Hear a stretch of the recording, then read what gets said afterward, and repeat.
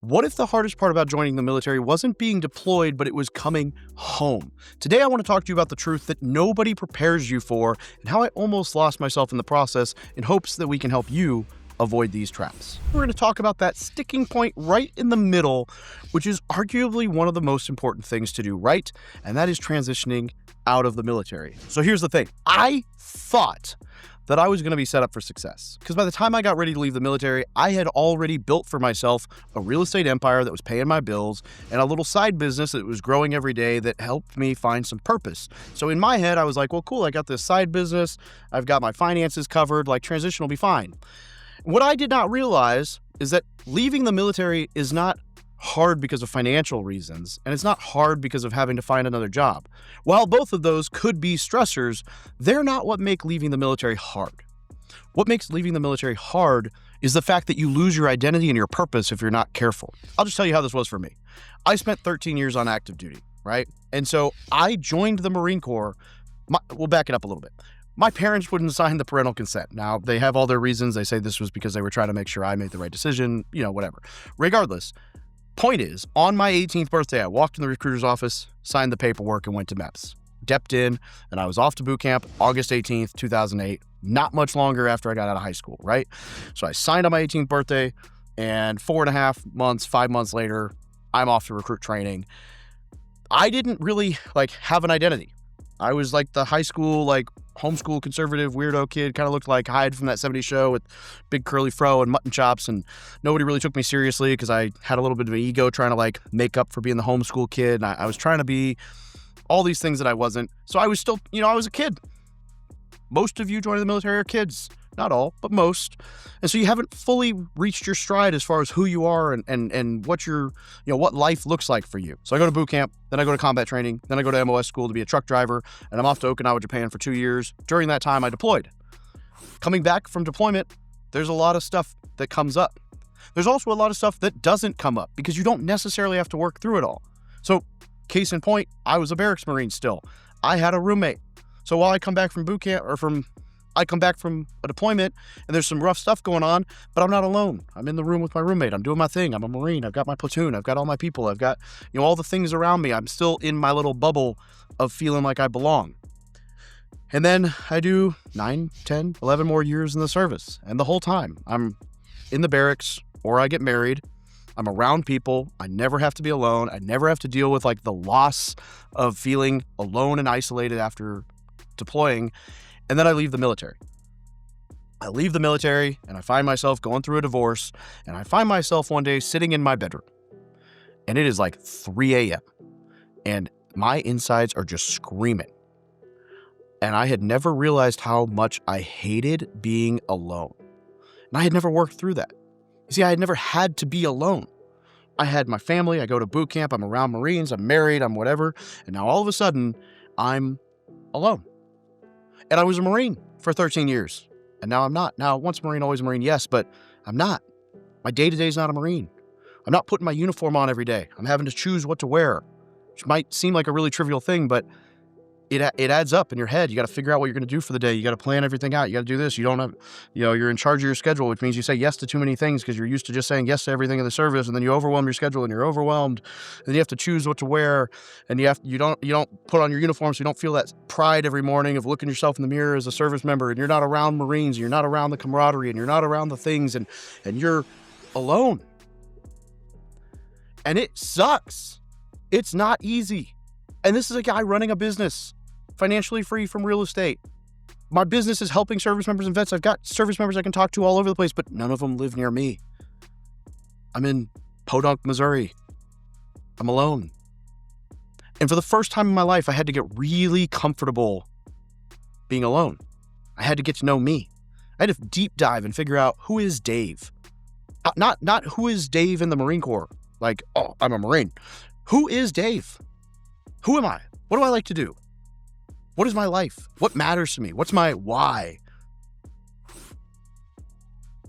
was not easy. I gained 40 pounds in 3 months. And I gained it because I had things that I'd never dealt with. I had PTSD that I'd never talked to anyone about. I had a TBI because I got blown up in Afghanistan in 2010, and I lied about it because then you get pulled off the mission, so we all said we were great. We faked our MACE test, which is like the apple, banana, cucumber, whatever thing that you like repeat back to the corpsman. We faked it so we could get back and continue training and continue our mission. And so I have this TBI that I've never had to deal with. I have PTSD that I didn't know I had because, they ask you all these fancy things on the test, but it wasn't until a counselor sat down and was like, well, this is how that manifests. This is what that looks like in your day-to-day. And I'm like, oh, I do that. Well, this is what this looks like. Oh, that too. And then I'm like, dude, why am I gaining all this weight? What is going wrong? And apparently PTSD, TBI, all of that links to low testosterone. My testosterone was like 170, which is toilets, like 90-year-old man level testosterone. So my weight is skyrocketing. My identity is a mess. I'm going through a divorce. Everything's awful. And my testosterone's off, so I can't even get morning wood. Right? Like, I'm just not a happy guy. I'm lethargic. I'm miserable. I'm training for an Ironman. I was probably overdoing it because of that. And it was just ugly. I mean, I had a nutrition blowout in the Ironman, and I failed it at like halfway through the bike ride. I'd done 2 halves, but that full wiped me out. And this is just a rough time in my life. And I never thought about killing myself. But I understand why people do. Because if your identity is wrapped up in service and it stops, and you don't know who you are, especially as a man, that's hard. And then your purpose, you had this huge sense of purpose in the military, and that's gone. Now you're not around your buddies. And everyone just says, oh yeah, just go talk to people. Yeah. Funny thing about depression, it's easy to be like, yeah, just go outside, talk to people, go for a walk, get out in the sun, go hang out with people. But when you're in that hole, you don't want to do any of that. You sit there in the dark and you ruminate on the things that aren't going well, and you circle the drain and you make it worse and worse. And you got to be around people who will pull you out of that. The key to avoiding suicide in the military is your identity and your purpose, being around people who will pull you outside, go for a walk, and talk to you. Just hang out. If you can do that, you can avoid it. I don't know if that's a perfect setup. I mean, of my platoon of 56 that I deployed with, I think we're at 4 so far that are no longer with us for self-inflicted reasons. It's not cool. We struggle with it. And it's just not cool. So, I just want to be real with y'all. You need to get ahead of this. When you are getting ready to leave the military, you need to start figuring out your identity out of the service. Who are you? What are your hobbies? What do you enjoy? What do you want out of life?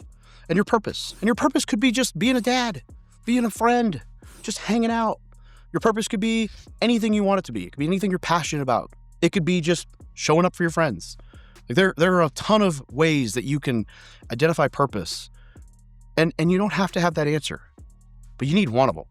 So if you don't have your purpose, you got to figure out who you are. You got to find some hobbies. You got to find some friends. You got to start networking with people back home or wherever you're going. And you got to get in some veteran groups. You got to be around people. You got to go find like an RWB club, which is the Red, White, and Blue club, and go rucking with those guys or go for a run or whatever. And get around people that speak your language, because you are going to miss it. No matter how much you dislike the military right now and you're ready to leave, you're going to miss it. One other thing that's going to be hard for some of y'all, if you go corporate or you go to a normal W-2, is you're going to have to be PC. You're not going to be able to talk to people the same way you do in the military. Even if you weren't the guy who swore and made inappropriate jokes in the military, it's still going to be an adjustment, because in the military you can be like, why were you late? You're an idiot. Don't be late again. You can't do that in the civilian world. Or did you do that for? That was dumb. That was wrong. You're an idiot. You can't just be blunt with people. It's not necessarily a bad thing, but it's an adjustment. You're going to have to get used to that. If you're in a situation where you have to converse with people that way, start getting ahead of it, start preparing yourself to speak, intelligently, articulately, and politely, even when things aren't great, because that will bite you if you're the jerk veteran. Like, people in the workspace don't like that guy. And you might just be like, this is who I am, whatever. But like, again, if you're dealing with the identity and the purpose and everything, and then people at work don't even like you, it's just one more thing. Just get ahead of it. So here I am. I'm struggling with all this. I'm going to a personal counselor that I'm paying for. I'm going to a VA counselor for PTSD. So the personal counselor was divorce stuff. Then I'm paying a couples counselor for both of us for divorce stuff. Then I'm going to the VA to talk about PTSD and some other stuff that I'm dealing with, depression, whatever. And that VA counselor really helped me out. They sat me down. There's a whole bunch of valuable stuff, but they would point out the truth. And they basically pointed out that no one's coming to fix me. No one's coming to save me. It's on me. I got to figure out who I am and figure out what I want out of life. I got to start chasing it. I got to find that fire again. And they helped me. They helped me with a lot of exercises. So I know people say good, bad, ugly about the VA, but I'll never speak enough of it. I mean, the VA helped me at my lowest point get my life back on track. And they understand what we go through. They understand why we go through it. If you go in there with an open heart, it'll be good for you. It really will. And an open mind, open heart, hearts and minds. Look, when you leave the military, your sense of purpose doesn't end. The mission just changes. You still have a sense of purpose. That next purpose, the most immediate purpose, is internal. It's figuring out who you are, your identity, and all that stuff. And then figuring out what that purpose you want to chase with life is. Because as a man especially, and as a woman too, but as a man especially, you need purpose. You got to focus on building a new one. New purpose, new identity. Otherwise, it's going to be rough. Now, luckily for me, what I found my passion was helping service members and vets achieve financial freedom, which is why I built out the military millionaire community. It's why I wrote my book on everything I wish I'd known when I joined the service. It's why I built the War Room Mastermind, which if you're watching this and you're like, you want to build a business, whether it's a real estate business or buy a business or mergers and acquisitions or found a company or whatever, and you're like super gung-ho on like the entrepreneur and real estate side, like I'll leave a QR code here. You can come talk to us about the War Room. It's wonderful. But it's not a newbie thing. It's for people who are serious about their goals and like have already made some progress, right? So I'm not trying to pitch everybody on that, but it is an incredible military community. The day I'm filming this, we've got 721 members in that group, all service members and vets. We've got 7, 8, 9-figure entrepreneurs, financial freedom, and our goal is to help 10,000 vets achieve financial freedom. But again, that's not necessarily a pitch. We'd love to have you join us, but that's what I built. I started building that. My whole identity and purpose became, I know who I am now, but my purpose became helping service members and vets achieve financial freedom, that fulfillment. And that helped pull me out of this hole, that and being around service members and vets. One of the coolest things we hear, we go to these live events that are members only for the War Room. And every single time someone comes up to me or even says it on a testimonial where they're like, dude, this was the first time I felt like I belonged since I left the service. This was the first time I could be myself. This is the first time I felt accepted. This is the first time I didn't have to, sugarcoat things. I could just be me, and I felt like I belonged. Thank you. And, 700 people over the last 6.5, 7 years in the War Room, knock on wood, not one suicide. And you got to find something that fulfills you, fills your cup. You got to find that purpose. You got to get around people that are doing what you want to do and feel what you want to feel and have that camaraderie. That military community is so crucial when you're transitioning out. You're going to leave the people that you worked with. So you've got to start building that community with the veteran side. They will pull you in. They will pull you under their wing and they will take care of you if you let them. Now, I'm not saying this is going to be easy. You're still going to struggle with your identity, your purpose. Like even after I figured out what all that was, I still question things. I still second guess things. I still miss the people that I served with. I still struggle with I'm a Marine. No, you're not anymore. You're getting kind of old and chunky, man. You got some health issues. You're coming back. But you're a dad. You're a founder. You're a boss. You're a teammate. You're a lot of things, but you're not actively a Marine. That's not my everyday identity anymore. A veteran, yeah. But it's still a struggle. All of it. It gets a lot easier. It gets a lot better. I mean, you can hear the emotion. This is powerful for me to talk about. It's not easy, but this is real. This is raw. You don't need rank to make an impact. You don't need a uniform to serve, and you don't need anyone's permission to rebuild your life and your purpose. So it's going to be weird getting out, especially if you're a young enlisted guy and you're going to interact with guys who are full bird colonels and you're going to see that they're having similar struggles and you're going to be first name and it's like a whole different dichotomy, we have several colonels, if not a full bird or if not a general in the War Room, and we're all first name basis. It takes a little bit of time to get used to that and get comfortable with that. But you're on a level playing field now. So it's on you to go and figure out who you are, who you want to be, what you're doing, what you want to do, and really remold you into the version of you that you want to be. This is exciting. You get to rebuild yourself. You get to reincarnate who you are, who you want to be, how you want to be perceived, the way you talk about yourself, your mindset, the positive thoughts outweigh the negative, all the things. If you put in the work, you will love what comes out the other side. I'm not telling you it's easy, but it's worth it. The version of Dave that exists today, 100 times the man, the version of Dave that existed 5 years ago. Hell, one of my best friends and his wife used to refer to me as Mopey Dave when I was going through the divorce because I was depressed. My mental was shot. My health was shot. Everything was shot. And people can just feel the difference in energy now when they're around me. I have a purpose. I have an identity. I know what I do. I know who I am. I know who I want to be. I know how I'm perceived. And it's constant work. And it compounds, and it really will change your life. Here's what I would recommend. If you're getting close to that transition, you're a year out, within a year out, you don't have to do it this way, but I always loved the idea of taking a thinking trip. Bill Gates talks about these, and he takes like a week and just disappears. No connection to the world and thinks. He'll bring books, he'll bring research stuff, he'll bring problems in his business, he'll solve everything. And he'll learn, and he'll research, and he'll whatever. But take a day, maybe 2 days, whatever you can, and get away. Turn off your phone, read some books. I'm not saying my book. In this case, I would actually recommend, my book has some beneficial stuff, but in this case, I would recommend some books on purpose and leadership and internals and identity and helping you figure out what that next path is, some mindset stuff. And I'll drop some in the description for you.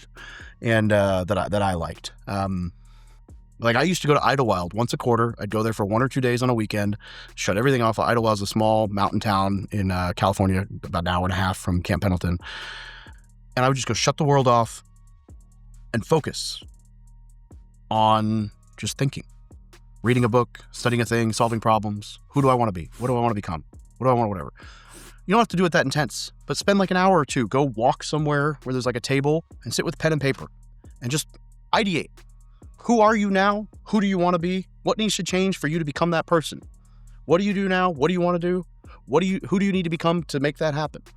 Figure it out. Sit down, brainstorm. You don't have to have all the answers, but start putting pen to paper. Start asking yourself, what is the next mission for you? And whose lives are you going to impact by stepping into that role?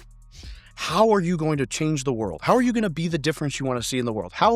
Who do you want to be? Who do you want to be perceived as? How do you want to show up? How do you want to make this happen? All the thoughts that run through your mind. Focus. Just think it out. Have that long, hard conversation with yourself and be honest. Where are your blind spots? Where are your weak spots? Where are you terrified about with leaving service? And find people close enough that you can have those tough conversations before you get out of the military.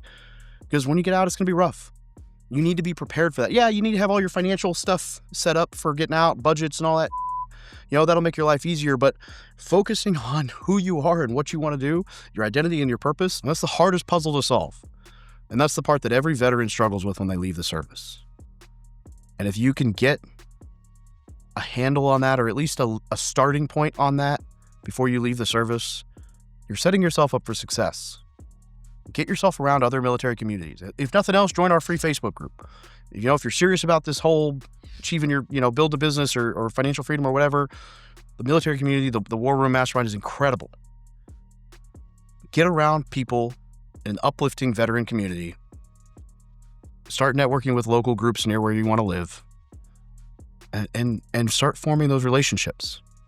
Start bridging the gap between service and veteran. And prepare for it. Because none of us want to see you struggling with your identity and your purpose and everything else and falling into that depression and circling the drain after service. And if you find yourself in that spot, the very first thing you should do is yank yourself out and go outside in the sun with another veteran buddy. Whether it's an RWB ruck, whether that's a silky hike, whether that's a run with some people, whether that's just grabbing coffee with somebody who served. Whatever. Just go be with people and go outside. Go for a walk. Go for whatever. Take care of yourself. Take care. Don't take it lightly. There is nothing wrong with having PTSD, depression, mental issues. You heard me talk about all of them. You want to get ahead of it. Man, this is like the most emotional I've been on a video in a long time. Hope you can hear how important this is to me. And I hope that you can get to a space where you can work through all this. And if this has helped you at all, comment down below. And whatever your tips and tricks are for helping people with their identity or purpose, if you're a veteran, if you've transitioned, if you've struggled with all this, whatever your tips are, drop it down below. I'll do a video maybe, mocking up all the best advice I get from this to help everybody out. I love you guys. I want the best for you. And we, bottom of our heart, every single person watching this video, we appreciate your service. You made a difference. You matter. We see you. We're proud of you. All the things you don't ever hear. internalize all that. We want to see you succeed after service too. So make sure you subscribe, join along. If you found this helpful, let me know what you found helpful. If you got resources, drop them below so everyone can benefit. Have a great day. Love you guys.